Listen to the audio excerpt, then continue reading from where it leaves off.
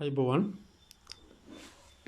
Advance programme එකක් සිස්ක පද්ගතයට ඇතුළත් කරන්න කොහොමද කියන එක සාකච්ඡා කරන්න තමයි අද බලාපොරොත්තු වෙන්නේ. එහෙදී මම මොබයිල් ෆෝන් එකක් භාවිතයෙන් මේක කරන්න කොහොමද කියන එක තමයි ඔයගොල්ලන්ට පෙන්වන්න බලාපොරොත්තු වෙන්නේ. මොකද මේක මෙම ආකාරයේ මොබයිල් ෆෝන් එකක් භාවිත කරමින් ගොඩක් කට්ටිය මේ පද්ධතියට ඇතුළත් වීමට උත්සාහ කරන නිසා. මෙහිදී තමන්ගේ හෝම් පේජ් එක පෙන්වන්නේ මෙන්න මේ ආකාරයට. ඊට පස්සේ මෙන්න මේ මෙතන තියෙන මේ මෙනු බටන් එකෙන් මේකේ තියෙන ටැබ් ටික ඔක්කොම අපිට බලා ගන්න පුළුවන්කම තියෙනවා. ඇඩ්වාන්ස් ප්‍රෝග්‍රෑම් එකක් ඇතුළත් කරනකොට ඒ ඇඩ්වාන්ස් ප්‍රෝග්‍රෑම් එක තියෙන්නේ මේ මයි කියන ටැබ් එක යටතේ. එතකොට මයි කියන ටැබ් එකට ගියාට පස්සේ එතන ඇඩ්වාන්ස් ප්‍රෝග්‍රෑම් එක ලේව් ආදී සියලුම දේවල් ඇතුළත් වෙනවා. ඒකද අපි ඇඩ්වාන්ස් ප්‍රෝග්‍රෑම් එකක් ඇතුළත් කරන්න බලාපොරොත්තු වෙන හින්දා මේ ඇඩ්වාන්ස් ප්‍රෝග්‍රෑම් කියන එක අපි සිලෙක්ට් කරනවා. ප්‍රථම වතාවට ඇඩ්වාන්ස් ප්‍රෝග්‍රෑම් මෙනු එකට ගියාට පස්සේ අපිට ඒක දිස් වෙන්නේ මෙන්න මේ ආකාරයට. ඉතින් ප්‍රධානම හේතුව තමයි අපි මේ වෙනකොට කිසිම ඇඩ්වාන්ස් ප්‍රෝග්‍රෑම් එකක් ඇතුළත් කරලා නැති එක. මෙහිදී අපි ඇඩ්වාන්ස් ප්‍රෝග්‍රෑම් දැනටමත් ඇතුළත් කරලා තියෙනවා නම් මේ අපි advance programme show my work schedule කියන icon එකෙන් අපිට බලා ගන්න පුළුවන්. අපි ඇඩ්වාන්ස් ප්‍රෝග්‍රෑම් එකක් හැම මාසෙම ඇතුළත් කරනකොට මේ new update work schedule කියන එක අපිට භාවිතා කරන්න පුළුවන්කම ලැබෙනවා. අපි දැනටමත් ඇඩ්වාන්ස් ප්‍රෝග්‍රෑම් එකක් ඇතුළත් කරලා තියෙනවා නම් ඒකට අනුමැතිය හම්බෙලා තියෙනවා නම් ඒක රෙකමෙන්ඩේෂන් එක හම්බෙලා නැති කියන ඒ සියලුම විස්තර අපිට මෙන්න මේ ලින්ක් එක හරහා බලා ගන්න හැකියාව තියෙනවා. අපි දැන් බලමු ප්‍රථම වතාවට ඇඩ්වාන්ස් ප්‍රෝග්‍රෑම් එකක් කොහොමද මේ පද්ධතියට ඇතුළත් කරන්න කියලා. එහිදී මම මුලින් සඳහන් කරපු ආකාරයටම මේ new update work schedule කියන ලින්ක් එක හරහා අපිට ඇඩ්වාන්ස් ප්‍රෝග්‍රෑම් එකක් ඇතුළත් කරන්න පුළුවන්. එහිදී ඇඩ්වාන්ස් ප්‍රෝග්‍රෑම් එක පෙන්වන්නේ ලින්ක් එකට ගියාට පස්සේ මෙන්න මේ ආකාරයට තමයි පෙන්වන්නේ. මෙහිදී අපි ඇඩ්වාන්ස් ප්‍රෝග්‍රෑම් එක ඇතුළත් කරන්න බලාපොරොත්තු වෙන අවුරුද්ද. ඒතර අපි ඊළඟට සිලෙක්ට් කරනවා ඇතුළත් කරන්න බලාපොරොත්තු වෙන මාසය. අපි මෙහිදී අපිට අපි සැප්තැම්බර් මාසෙට ඇතුළත් කරන්න බලාපොරොත්තු වෙන අපි සැප්තැම්බර් කියන එක සිලෙක්ට් කරා. ඊළඟට මෙතන තියෙනවා සබ්ජෙක්ට් ඔෆිසර් කියලා. මේ සබ්ජෙක්ට් ඔෆිසර් කියන එක ගොඩක් කට්ටියට අපි දන්නවා ආයතන අංශයේ ඉන්න සනාතනීන් මේක බාරව කටයුතු කරනවා. එහෙම නැත්නම් වෙන නිලධාරීන් ඉන්න පුළුවන්. අපි උදාහරණයක් විදිහට අපි හැමෝටම පහසු වෙන ආකාරයට අපි මෙතන අපේ සබ්ජෙක්ට් ඔෆිසර් අපි සනාතනී මෙතන දාමු. මෙතන නම තමයි අපි සිලෙක්ට් කරන්න ඕනේ. එතකොට මේ නම සිලෙක්ට් කරනකොට නම ටයිප් කරා කියලා විතරක් හරියන්නේ නැහැ. මෙහිදී අර ලීව් එකක් දානකොට වගේම මෙතන අපේ නමේ අපි උදාහරණයක් විදිහට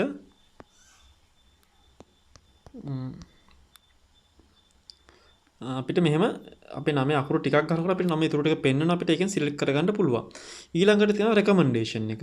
දැන් උදාහරණයක් විදිහට මෙතන තමන් සාමාන්‍ය ක්‍රමවේදයේදී මේ වැඩසටහනක් ඉදිරිපත් කළ ඉදිරි වැඩසටහන් ආදිය සම්බන්ධයෙන් තමන්ගේ නිර්දේශය ලබාගෙන නිලධාරියාව තමයි මෙතන ඇතුළත් කරන්න ඕන.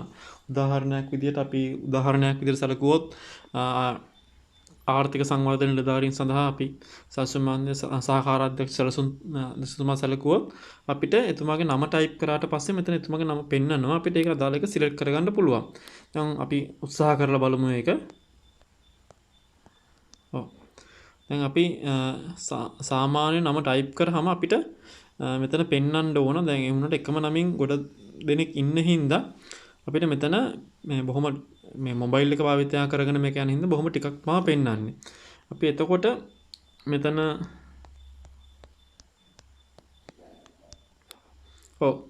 අපි සර්නේම් එකෙන් සර්ච් කරාට පස්සේ අපේ සර් ඉන්නවා. අපිට එතකොට සිලෙක්ට් කරගන්න පුළුවන්. මෙතන නම විතරක් ටයිප් කරලා එහෙම නැත්නම් ID නම්බර් එක විතරක් ටයිප් කරලා ස්පේස් එකක් තිබ්බට පස්සේ මේක එන්නේ නැතුව යන්න පුළුවන්. ඒ හින්දා හැමෝම මතක තියාගන්න ඕන මේක මේ එන ලින්ක් ඒ පල්ලෙහා එන එකෙන් තමන්ට අදාළ නිලධාරියාව සිලෙක්ට් කරගන්න ඕන. ඊට පස්සේ අපි අවසාන අප්‍රූව් එක අපි උදාහරණයක් අපේ ප්‍රාදේශීය ලේකම්තුමිය විසින් මේක අනුමත කරනවා කියලා හිතන්නකෝ.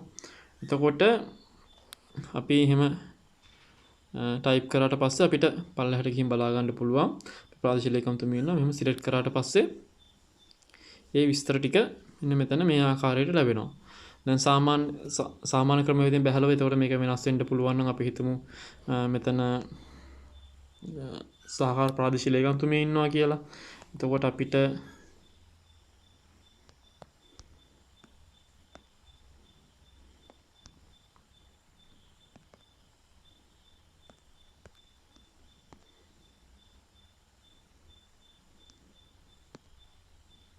මේ ආකාරයට සිලෙක්ට් කරගන්න පුළුවන්. එතකොට දැන් මෙතනදී අපි ඊළඟට තියෙනවා මෙතන ටික් එකක් දාන්න add update signature file කියලා. අපිට අපේ signature එක මේකට ඇතුළත් කරගන්න අවශ්‍ය නම් අපිට මේක ටික් එකක් දාන්න පුළුවන්. මෙන්න මේ ආකාරයට.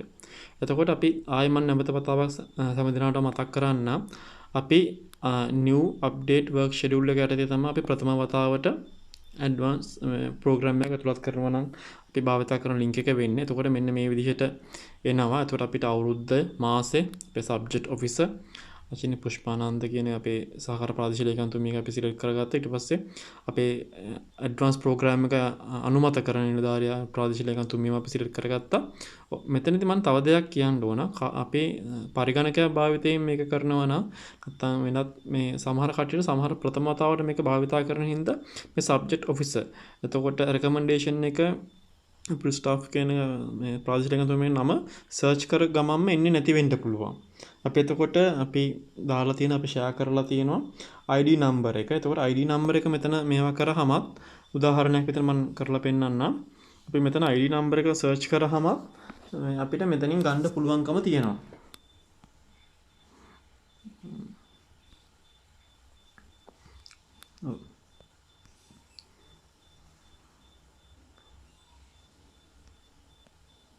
ID number එක අපි ගහනකොට අර හැබැයි මෙතනදිත් අපි මේ නම සිලෙක්ට් කරන්න ඕන. නැතුව නිකන් ID number එක ටයිප් කරා කියලා විතරක් මේක පද්ධතියට නිවැරදිව ඇතුළත් වෙන්නේ නැහැ. ඊට පස්සේ අපි මේ විදිහට තොරතුරු ඇතුළත් කරලා my duties අපි ඇතුළත් කරන්න ඊළඟට යන්න පුළුවන්. එතකොට ඊළඟට එන්නේ මේ advanced program එකේ schedule එක මෙන්න මේ ආකාරයට. මේ තියෙන පෙන්නන ආකාරයට තමයි advanced schedule එක එන්නේ. එතකොට මෙතන දවසින් දවස මේ මාසේ අදාළ දවස් ටික තියෙනවා. එතකොට අපිට අපි කැමති භාෂාවක සිංහල හෝ ඉංග්‍රීසි හෝ ඕනෑම භාෂාවකින් මේ මෙතන තොරතුරු ඇතුළත් කිරීමේ හැකියාව තියෙනවා. දැන් උදාහරණයක් විදිහට අපි කළ වැඩසටහන මේ අපි වැඩසටහන ඉදිරි වැඩසටහන් යොමු කරනකොට අපිට අපේ කරන්න බලාපොරොත්තු වෙන يعني අපි වැඩ කරන ස්ථානයේ රාජකාරී කරන ස්ථානයේ මෙතන ඇතුළත් කරන්න පුළුවන්. ඊට පස්සේ අපි කරන කාර්ය මෙතන ඇතුළත් කරන්න පුළුවන්. දැන් උදාහරණයක් විදිහට මෙතන අපිට ඉංග්‍රීසියෙන් ටයිප් කරන්න පුළුවන්. එහෙම නැත්නම් අපිට සිංහල තියෙනවා නම් අපිට මේක සිංහලෙන් උනත් මේ ඇතුළත් කිරීමේ හැකියාව තියෙනවා. දැන් මම ඇතුළත් කරලා පෙන්නන්න අපි වෙන්න අපේ ප්‍රාදේශීය ලේකම් කාර්යාලයේ වැඩ කටයුතු බලාපොරොත්තු වෙනවා. ඊට පස්සේ අපි කාර්යාල කටයුතු අපි කරන්න බලාපොරොත්තු වෙනවා. මම මේක මෙහෙම ටයිප් කරලා ඉස්සලා තිබ්බ හින්දා මට මේ තොරතුරු විශේෂයෙන් පෙන්නනවා. නැත්නම් අපිට මෙතන අපි කැමති දේක් ටයිප් කරගන්න පුළුවන්කම තියෙනවා. ඕනෑම භාෂාවක සිංහල හෝ ඉංග්‍රීසි. එතකොට මේක මම නැවතත් මතක් කරන්න ඕන. මෙතනදී අපි මේ විදිහට එක් දිනයක් සඳහා දැන් අපි අදාළ සේවය කරන්න බලාපොරොත්තු ස්ථානයේ අපි කරන කාර්යය ඇතුළත් කරාට පස්සේ මේ save and update කියන එක අපි අනිවාර්යයෙන්ම සිලෙක්ට් කරන්න ඕන. මම නැවත වතාවක් මතක් කරන්නම් මේක එක දිනයක අපි තොරතුරු ඇතුළත් කරාට පස්සේ ඒ දිනේට අදාළව අපි save and update අපිට තොරතුරු ඇතුළත් කිරීමේ හැකියාව තියෙනවා. මෙහෙම කරන්නත් ඕන. නැත්තම් මේක ෆයිනල් මේ අපි ස්ටෙප් එකට යනකොට මේක නිවැරදිව සබ්මිට් නොවෙන්න පුළුවන්. එතකොට මම මතක් කරන්න ඕන තව දෙයක් තියෙනවා. මේ පද්ධතියේ පොහොය නිවාඩු රජයේ නිවාඩු දිනයන් ආදී කටයුතු ඇතුළත් වෙන්නේ නැහැ. එතකොට එවැනි දිනයක් අපි දැන් උදාහරණයක් විදිහට අපි හිතනවා සැප්තැම්බර් මාසේ 2 වෙනි සිකුරාදා පොහොය නිවාඩු දිනයක්. එතකොට අපි ඒකට අපි එතනට තහන්න පුළුවන් මේ නිවාඩු දිනයක් කියලා හෝ නැත්නම් මේ අපිට විස්තරයක් ඇතුළත් කරන්න පුළුවන්. ඒ වගේම තමයි සතියාන්ත නිවාඩු දිනත් මේක ඇතුළත් වෙන්නේ නැහැ. එතකොට අපිට ඒක සතියාන්ත නිවාඩුවක් කියලා අපිට දැන් ඇතුළත් කිරීමේ හැකියාව තියෙනවා. ඒ වගේම මෙතනට අපි බලාපොරොත්තු වෙනවා නම් අපි ශේෂ්ත්‍ර රාජකාරී නිරත වෙන්න වසමක හරි ගාමිණීතර කොට්ටාශික හරි අපිට ඒක දැන් මේ ඇතුළත් කිරීමේ හැකියාව තියෙනවා.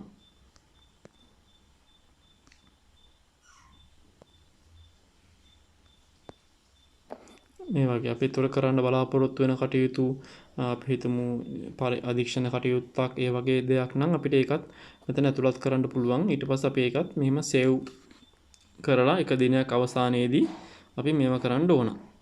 ඒ වගේම අපිට මොකක් හරි තොරතුරක් වැරදුනා නම් අපිට මෙන්න මේ තියෙන මෙන්න මේ මම මෙතන පෙන්නන මෙන්න මේ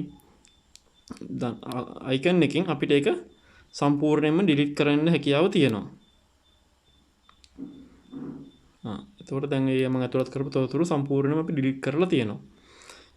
දැන් අපි මේ වගේ මේ මාසයට පුරාවටම අදාළ මේ දවස් 31ටම 30ටම අදාළ මේ තොරතුරු එකින් එක සම්පූර්ණ කරලා ඒ සම්පූර්ණ කරන ගමන් මේ save and update කියන එක මෙතනින් පේන save and update කියන එක ක්ලික් කරලා ඒක save කරාට පස්සේ මේ අවසානයේ තියෙනවා submit the advanced program.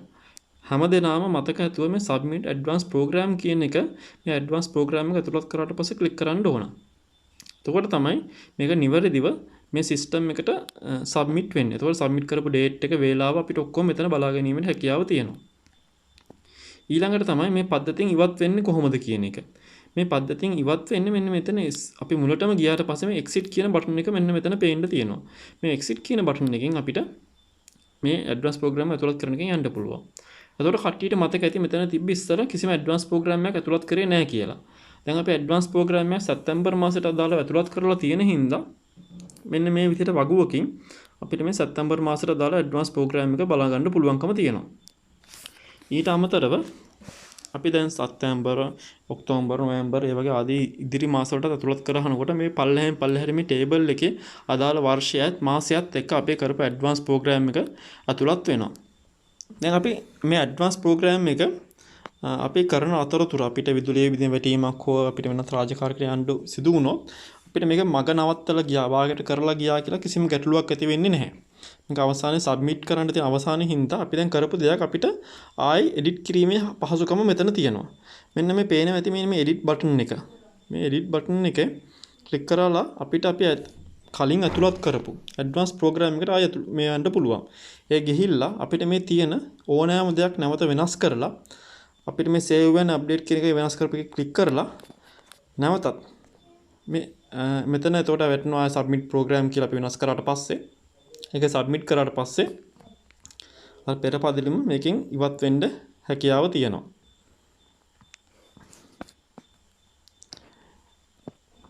ඊළඟට අපි දැන් වැඩසටහන් මේ කළ වැඩසටහන work done එක ඇතුළත් කරන්නේ මේ අදාළ මාසෙට අපි අදාළව අපි කරපු වැඩසටහන ඇතුළත් කරන්න පුළුවන් මෙන්න මේ work done කියන කැටගරි එක යටතේ මෙන්න මේ edit button එක තියෙන එකකින් අපි ගියාට පස්සේ අපි කරපු දේවල් මෙන්න මෙතන ඇතුළත් කරන්න පුළුවන්. දැන් අපි කලින් advanced program එකේ අපි ඇතුළත් කරලා තියෙන දේ මෙන්න මෙතන තියෙනවා. ඊට පස්සේ ඒකට අදාළ කළ වැඩසටහන් ටික අපිට මෙන්න මෙතන ඇතුළත් කිරීමේ පහසුකම සලසලා තියෙනවා. එතකොට මෙතන time එක අපිට දාන්න පුළුවන්. අපි කියනවා අපි උදේ අපි 9 ඉඳලා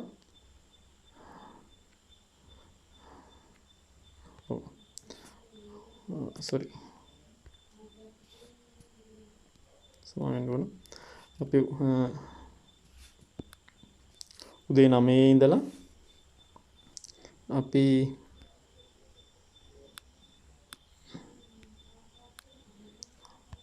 වෙනකන් අපි වෙන ප්‍රාදේශීය ලේකම් කාර්යාලයේ අපි රැඳී සිටියා. අපි එතකොට අපි මෙතනට අපි මොකක් හරි තියෙනවා නම් අපි හිතනවා අපි මෙතනදී අපි වෙන ප්‍රාදේශීය ලේකම් කාර්යාලයෙන් අපි මේ වෙනත් ස්ථානයකට ගියා මොකක් හරි වසමකට. අපි එතකොට උදාහරණයක් විදිහට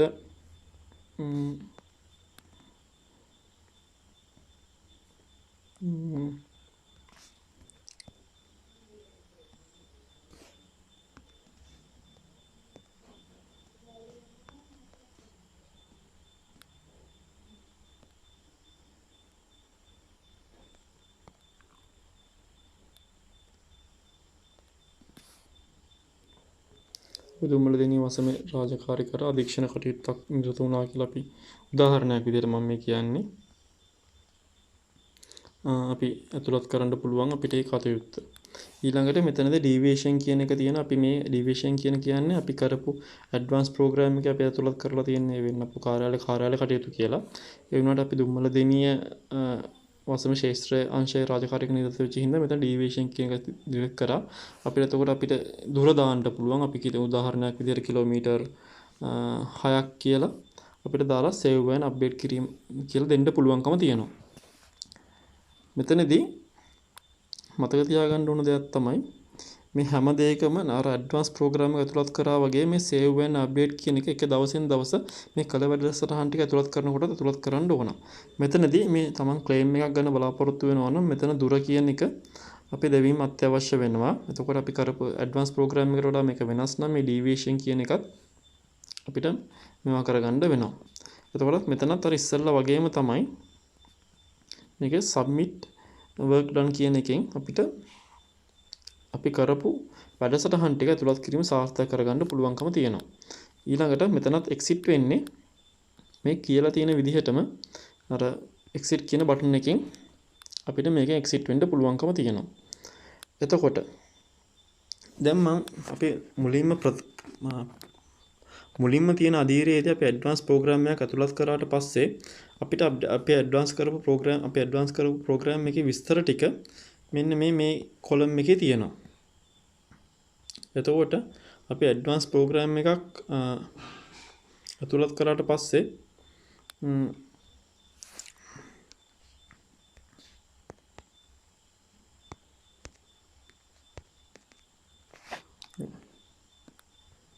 මගේ ඇඩ්වාන්ස් ප්‍රෝග්‍රෑම් ටික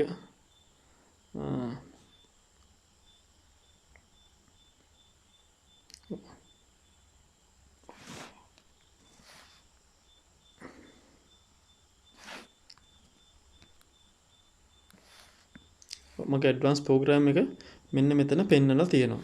එතෙන්දී අපිට බලා ගන්න පුළුවන් මම කරපු ඇඩ්වාන්ස් ප්‍රෝග්‍රෑම් එකේදී මම කරපු ඇඩ්වාන්ස් ප්‍රෝග්‍රෑම් එක. ඒතකොට මගේ digital signature එක මම සබ්මිට් කරපු ඉඳලා වැටලා තියෙනවා.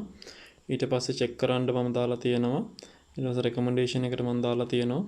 එතකොට මම approve එකට දාලා තියෙනවා. එතකොට මේගොල්ලෝ මේක අනුමත කරාට පස්සේ ඒ අනුමත කරපු දවස වේලාව දිනේ මෙන්න මෙතන සටහන් වෙනවා. එතකොට ඒගොල්ලන්ගේ digital signature එක මෙතන ඇතුළත් වෙනවා. ඒ වගේ අපිට මේ advanced program එක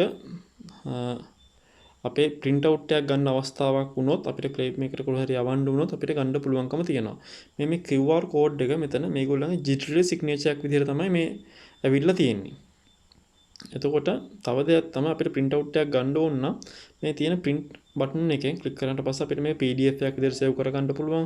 print out එකක් ගන්න පුළුවන්. ඒ අවශ්‍ය පහසුකම් ඔක්කොම සලසලා තියෙනවා. අපිට දැන් මොබයිල් ෆෝන් එකක් භාවිතා කරමින් මේ පද්ධතියට පිවිසෙන කෙනෙක්ට මේ print out එකක් ගන්න එකපාර පහසුකම් නැති වෙන්න පුළුවන්. ඒ හින්දා එතකොට මෙන්න මේ print කියන බටන් එකට ගියාට පස්සේ ඒක PDF එකක් විදිහට letter size එකෙන් අපිට සේව් කරගන්න පුළුවන්කම තියෙනවා.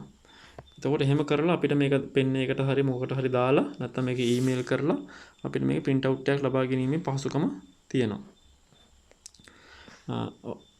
දැන් මම ආයි නැවත වරක් මෙතන දැනුවත් කරපු ප්‍රධාන කාරණා කිහිපයක් තියෙනවා.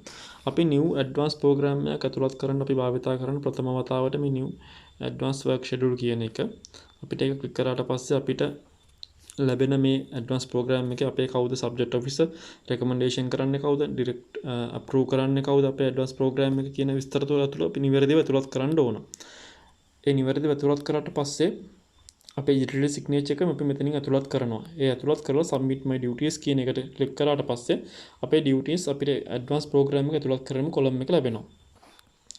එතකොට ඒ ලැබෙන column එක මෙන්න මේ වගේ එන්නේ. එතකොට අපි එකින් එක දිනෙන් දිනේ අදාළ කාර්යයන් ටික අපේ advanced program එක අපි මෙතන ඇතුළත් කරලා මේ save and update කියන එක කරන්න ඕන.